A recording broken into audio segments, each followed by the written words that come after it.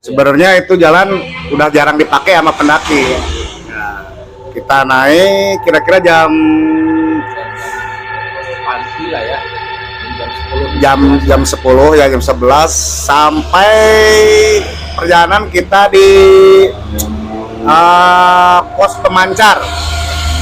Ya, udah masuk Tangkuban Perahu itu di puncaknya. Nah, di situ ada kejadian yang aneh. Pertama, kita di situ bikin camp dulu, masak-masak. Nah, di situ pas habis masak kita makan. Nah, ada salah satu teman yang ya, agak nyeleneh, dia buang air besar, mau buang air besar di jalan. Nah, oh, itu setelah makan itu ya? Itu setelah makan. Pas setelah makan kita jalan lagi. Pas posisi kita, saya teman-teman udah jalan duluan. Pas posisi yang akhir saya, Pak Yudi, sama satu lagi Randy. Nah, kita berjalan di situ. Yang di teman saya yang di depan ada yang nyetel musik. Pas di persimpangan ada kayu melintang. Nah, di situ udah ada hal yang aneh. Di persimpangan jalan yang di bawahnya itu yang arah ke kiri, saya melihat ada orang. Tapi pas saya panggil orangnya hilang. Dari situ hujan langsung turun. Hari itu kan lurus kami jalan karena di situ nggak ada batang kayu. Ya. Saya ke sini karena di sini nggak ada. Menurut saya di sini yang nggak ada batang kayu, yang saya lihat di sana itu terhalang batang kayu. Nah, yang ke sini malah nggak ada. Penglihatan berbalik kita waktu itu. Berbeda kebalikannya. Jadi yang saya lihat batang kayu ngehalang ke bawah. Kalau yang ke kiri, arah ke kiri yang pada Lewati. Yang pada lewati. Kalau saya lurus ke depan. Nah, di situ kita mulai berpisah. Ya, terjadilah waktu itu karena kita turun ke bawah sampai ke pagi yang malah nggak ada, turun mentok sampai ke jalan yang di sebelah sana ke Gunung Sunda. Nah, yang sini Gunung Tangkuban Perahu. Tangkuban Perahu. Saya lewat parit seperti itu. Nah, maksudnya begini Bang nih, pas waktu kan turun otomatis ya Bang sama teman-teman yang lain sama almarhum juga nyampe ke Tangkuban Perahu ya. Ini kan maghrib lah kira-kira saat masih ditemukan di Gunung Tangkuban Perahu. Gimana tuh laporan apa gimana di sana? Jadi pas saya menyadari teman saya hilang, Pak Yudi ini sama Randy, saya langsung nyari ke warga, minta bantuan warga. Alhamdulillah ketemu sama juru kunci. Kata saya bilang sama juru kunci, Pak ini teman saya ada yang hilang 2 orang. Kata juru kunci, aduh bahaya deh. Di sini kalau yang hilang jarang ketemu lagi. Diamanin sama si Belang katanya. Si Belang itu ya penghuni di sana. Penghuni Tangkuban Perahu ya, sosoknya kan dibilang si Belang kemungkinan harimau ya Pak Yudi. Nah, saya nggak terima dibilang kayak gitu. Saya langsung berusaha nyari teman saya. Kira-kira jam 9 malam saya kekeh pengen nyari. Saya dibantu warga sama juru kunci naik lagi ke gunung tempat teman saya nyasar itu, bawa lampu seadanya, metromak sama senter seadanya. Saya cari-cari sampai kira-kira jam 11 malam tetap nggak ketemu. Itu katanya diumumin segala di speaker. Di speaker itu diumumin, masih tetap nggak ada jawaban. Pas nyari-nyari manggil-manggil nggak ada, akhirnya memutuskan gimana? Akhirnya kita memutuskan balik lagi ke camp pengawasan Tangkuban Perahu. Di situ kita tidur. Nah, pagi-pagi ya kita udah punya sarapan. Terus yang ada yang ngajak pulang segala katanya? Ada. Teman kita ya. Teman kita ngajak pulang. Yuk kita pulang, kita beritahu orang tuanya, ngomong kayak gitu. Karena kan itu si Randy bapaknya seorang anggota kepolisian. Anggota kepolisian. Pas kita mau pulang, saya bilang tunggu dulu bentar sampai jam 9, santai dulu. Waktu itu hujan gerimis ya, hujan gerimis. tanpa disengaja kita duduk di pos Enggak, pantau. itu yang si Kuncen itu ngomong tentang saya bagaimana? Ada lagi gini, kalau si Kunjennya bilang kalau yang satu lagi itu mah agak kuat orangnya, kemungkinan tuh ada pendampingnya. Kalau yang satu lagi nol katanya, bahaya. Saya juga meyakini ke situ. Saya juga bilang gitu, kalau sama Yudi saya percaya 100%. Kalau sama yang satu lagi saya nggak percaya. Udah lama juga kita sih Gak bareng ya? Iya. Kesibukan. Udah masing-masing kesibukan dan kejadian juga udah lama, hampir 21 tahun kayaknya itu. 2001 ya. 2001 ya. Terus ya, teman kita yang sangat kocak, Bang Adi itu Almarhum ya Adi, teman saya dengan alias Kadal, bareng-bareng sama dia udah pergi duluan. Kita nyeritainnya nih sedih ya, Sedih. terbayang pada waktu itu ketika dia joget-joget asik, dia main gitarnya juga hebat ya, gitar nyanyi yang paling diingat yo gitu seperti itu ya. Luar biasa perjalanan pada waktu itu dari berangkat istilahnya palingan lah KBM PM berangkat naik truk. Di kisah pengalaman horornya nih Om. Kisah pengalaman horornya memang luar biasa lah. Oke. Sudah lama itu kejadiannya 2001. Sekarang udah 2022, berarti sekitar 21 tahun yang lalu. Yang mana pada waktu itu kami 8 orang camping ke Gunung Tangkuban Perahu. 2 malam, pertama kita camping di Situ Lembang, yang kedua di Gunung Tangkuban Perahu. Berangkat dari rumah itu kira-kira sebelum duhur, kita naik mobil numpang-numpang, pakai truk, BM begitu, pakai truk terus naik di perempatan Cikalongwetan, yang orang Bandung pasti tahu. Cikalongwetan kita naik, turun di Padalarang yang arah ke Parongpong yang mau ke Lembang. Di situ nyambung lagi pakai mobil kecil bak, naik turun pas di Komando. Oke.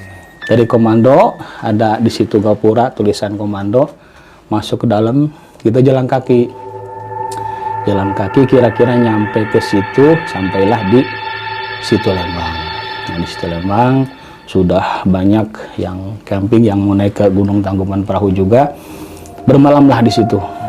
Bermalam di situ. Waktu itu Om Yudi berapa orang tuh? Di situ saya 8 orang. 8 orang. Oke. Saya, Bang Adi, Bang Ari, dan banyak teman yang lain lagi. Kita satu tenda, kebenaran tendanya juga pinjam dari sekolah. Waktu itu teman saya yang Bang Ari masih sekolah SMA.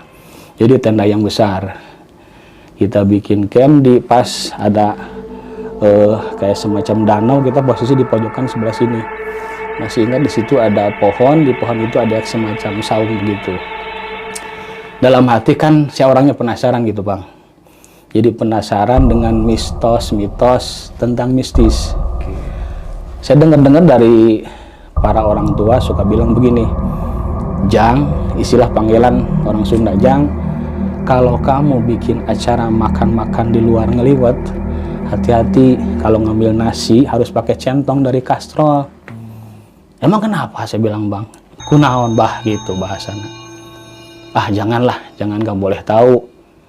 Saya pengen tahu bah. Udah coba aja. Saya teringat ke situ. Ketika kita masak malam jam 9 kita makan, saya tahan dulu teman-teman.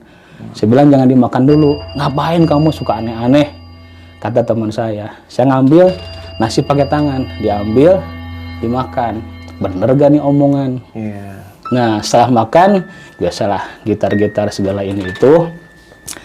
Tidurlah, ya jam 12 lewat, setengah 3 ada kejadian. Oke, apa tuh? Nah, yang tahu persis kejadian itu namanya Bang Adi. Beliau sudah almarhum Semoga saja diampuni segala dosanya, diterima amal ibadahnya. Amin. Dia mendengar di belakang tenda kan ada tungku. Kalau dulu mah nggak pakai kompor gas, pakai kayu bakar, cari sendiri ya. Alami bener. Jadi, iya. Jadi ketika itu si tempat masak itu bunyi brong-breng-brang begitu, kayak semacam diacak-acak. Saya dengar ada raungan kayak semacam harimau. Astagfirullahaladzim, saya bilang, apaan ini? Teman saya sampai ya panik lah seperti itu. Jadi biarin aja, besok paginya saya lihat tempat sudah acak-acakan, bahkan ada tapak kaki nginjak di sekitaran situ. Sekitar wilayah Iya, tenda. tenda. Ada bekas sakarannya. Gimana tuh? Kejadian memang banyak keanehan di situ. Apa yang disebut anehnya? Ketika jalan, tengah perjalanan teman saya yang satu, namanya Bang Adi yang sudah almarhum itu. Oh iya, ingat awalnya disuruh nggak boleh membunyiin radio sama si polisi si TNI yang di bawah itu. Dia pengen nyetel radio. Radio ada di tas saya. Jadi posisinya saya itu paling belakang karena dianggap saya itu paling sepuh lah, disepuhkan di itu dia. Paling tua. Pada waktu itu saya di belakang. Udah saya bilang kalau mau nyetel radio buka aja di belakang. Dia ke belakang saya, disetel gelombang ke dangdutan. Dia joget-joget. Teman yang depan sambil pada menegak minuman ya gitu. Saya bilang awas hati-hati, jangan terlalu mijah lah bahasanya orang Sunda. Ya katanya. Jalan lagi ke depan. Yang teman yang satu lagi dia kebelet pengen buang air besar. Dilarang di bawah juga kalau mau kencing, mau buang air besar, kalau bisa jangan di hutan. Karena ini masih hutan larangan. Itu pada waktu itu. Teman saya yang namanya Bang Dida, dia buang air besar di semak-semak. Setelah itu dia ke jalan lagi, bareng lagi rombok di paling belakang. Nah, Siren di depan saya paling belakang. Ini yang 6 orang di depan. Saya lihat di depan ada pohon, batang pohon yang ngalangin jalan. Tapi kata teman setelahnya ngobrol, sebelah sini yang ada batang, yang ke kiri. Nah, mereka jalan ke depan berenam, saya ke kiri. Saya sampai ke bawah, kok saya bilang, teman saya kok malah nggak ada. Saya turun, nyampelah ke, jadi antara gunung dan gunung. Jadi ini gunung Tangkuban Perahu, ini gunung Sunda. Jadi ada semacam selokan kayak gitu.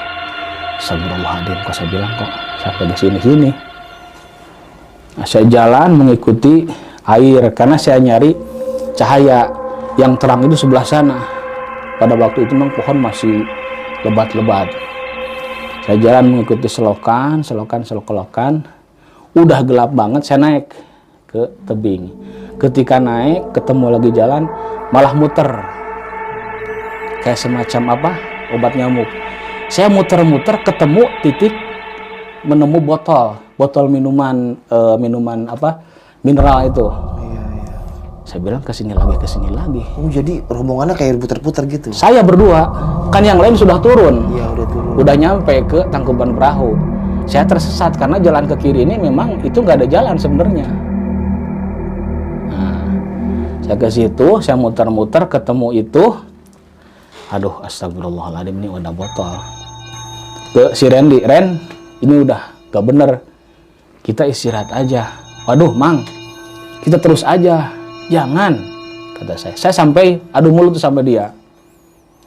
Kamu harus nurut sama saya. Enggak, Mang. Sekarang begini aja, katanya. Kita turun aja ke situ, ke tebing, ke bawah. Kita pegangan sama rotan. Kita turun, barangkali di sana ada tempat jalan ke arah ke Tangkuban Perahu. Udah nurut sama saya. Kalau kamu turun ke situ, kamu bisa mati, saya bilang. Dia nyerang saya. Nah, ketika gitu, oke, saya nurut ke Amang, katanya. Saya ikut, hujan turun. Nah, hujan turun. Ya Allah, ini saya bilang harus bagaimana? Mana malam, mana di hutan. Carilah pohon yang besar. Saya mau naik ke pohon tadinya, tapi nggak ada. Akhirnya saya tidur di bawah pohon boros. Boros itu daunnya kayak semacam daun kunyit. Saya patah-patahin pakai tangan. Ada daun kirinyuh saya patah-patahin. Daun kirinyuh itu daun apa ya?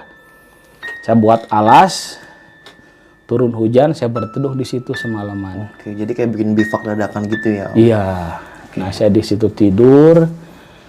Penerangan hanya sebatas dari radio yang dulu ada bulat di speakernya itu, cahayanya kedip-kedip Iya, dari situ ya. Nah, penerangan dari situ, saya berdoa sebisa mungkin, memohon munajat sama Allah. Kira-kira jam 9 lewat, nah itu tuh. Apa tuh? Ada makhluk tinggi besar datang nyamperin saya. Astagfirullahaladzim, ya Allah, saya bilang ini makhluk apa ini? Jangan-jangan. Saya pasrah. Pasrah dalam arti saya nggak punya salah, nggak punya dosa sama makhluk ini. Saya berdoa, malah semakin mendekat, matanya merah menyala. Wallahi saya itu. Nah, nyamperin, saya nggak tahan, pingsan. Oh, pingsan? Iya, tertidur di situ, sadar-sadar pagi. Terus teman Om Yudi yang Nah, ceritanya kan saya ketemu sama teman itu pagi sekitar jam-jam 8 apa jam 9 ya. Jadi saya keluar dari kawah jagal namanya. Kawah jagal itu kawah larangan yang gak boleh dilaluin sama orang-orang yang suka yang camping naik gunung. Nah, pas kan kita berpisah, saya ke kiri, dia lurus. Saya lihat arah lurus ke sana ada batang pohon yang rebah itu. Ke sini malah enggak. Nah, berpisah saya di situ. Jadi mereka itu nyampe ke sana kira-kira waktu maghrib, terus laporan sama petugas yang ada di Tangkuban Perahu, mendatangi juru kunci, sampai diumumin di pengeras suara, gak terdengar apapun ke atas. Padahal dekat itu bang, dekat gak terdengar sampai jam 12 malam, teman saya nyari-nyari ke gunung, gak ketemu. Si Ari ngomong, Pak, tolong ini teman saya tersesat kemarin di Gunung Tangkuban Perahu. Bahasnya begini, aduh dek, mohon maaf hampura. Kalau orang sudah tersesat di gunung ini, jangan harap bisa balik lagi. Bahasnya begitu. meninggal? Iya. Bilangnya Hilang. Karena banyak kejadian. oke. Sampai ada orang Kerawang, orang Jakarta. Pada waktu itu, saya tahu ini setelah saya ngobrol. Jadi kalau yang nyasar itu kebanyakan enggak. Gak ketemu. Makanya, nah dia nyari-nyari, teman saya ngomong begitu. Aduh Pak, bagaimana? Ya kita pasrah aja. Kita cari bareng-bareng. Setelah dicari kalau memang nggak ada, kita pasrah, memohon sama Allah. Apa yang kamu langgar katanya di gunung? Dikasih tahu nggak pas waktu naik katanya? Jadi dikasih tahu Pak, ya mohon maaf lah, malum lah para anak-anak yang masih bandel. Siapa aja namanya? Dikasih tahu nama saya sama si Randy. Mungkinlah juru kunci tahu ilmunya. Kata juru kunci, udah tenang, insya Allah yang namanya Dedek pada waktu itu. Nama Yudi itu nama asli. Insya Allah ada yang ngejaganya. Khodam. Ya Alhamdulillah. Alhamdulillah.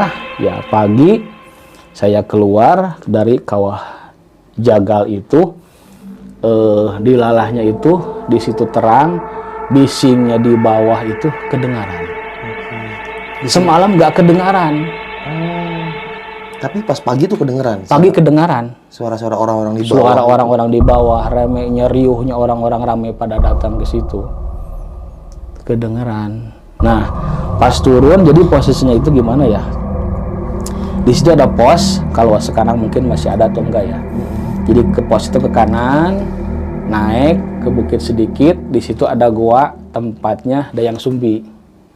Yang cerita Gunung Tangkuban Perahu itu. Saya turun sempat masuk ke gua juga, dan ternyata di situ ada petapa yang dari luar kota khusus narik anaknya supaya bisa balik lagi. Anaknya kenapa tuh? Kan anaknya dia lagi jalan-jalan ke situ katanya, jalan-jalan ke situ bareng sama orang tuanya, mungkin gak kekontrol, lagi asiknya ngambil foto apa bagaimana, dia jalan ke pinggir pos yang arah ke kawah jagal. Nah saya di atas kawah jagal. Begitu. Terus anaknya itu ketemu tuh Om? Belum katanya. Udah 2 tahun dia tapa di situ. 2 tahun? Iya pada waktu itu. Ya, karena di situ bahasa si juru kunci ada yang namanya si belang. Apa tuh si belang? Si belang itu sosok makhluk harimau yang penguasa hutan, tapi sudah jadi-jadian. Oh, jadi kayak makhluk gaib gitu ya? Iya. Harimau. Ini kukunya di saya ada. Menarik. Enggak. Oke. Itu sejarahnya memang ada, makanya saya bawa. Sengaja dibawa buat bener enggak sih makhluk seperti itu memang ada atau enggak. Bahkan bisa dimistiskan sama orang-orang. Di antaranya ceritanya ya yang seperti itulah. Oke. Jadi datangin itu, saya turun ngobrol sama juru kunci, anak-anak yang lain sempat ada mau ninggalin saya sama si Randy. Cuman yang mempertahankan Bang Ari sama Bang Dani. Kita berangkat sama-sama, jangan sampai kita pulang pisah. Ketemu jam 9 pagi. Oke, akhirnya tuh mau Bang Yudi disamperin sama tim SAR gitu dan teman-temannya juga. Iya, Warga lokal. saya yang nyamperin. Oh, Mas Yudi nyamperin. Saya yang nyamperin karena tim SAR sama warga di situ sudah pasrah. Karena punya kesimpulan ketika yang melanggar pantangan di gunung tersebut, kalau memang tersesat, ya mohon maaf kalau nggak bisa diketemukan. Kecuali memang belum waktunya hilang atau meninggal, ajal yang berbicara kan begitu. Iya. Ya, untungnya ya alhamdulillah saya diselamatkan sampai sekarang ini. Alhamdulillah mendapatkan hidayah yang luar biasa, wasilah dari gunung tersebut. Oke. Apa tuh pesan-pesan yang dapat setelah kejadian itu?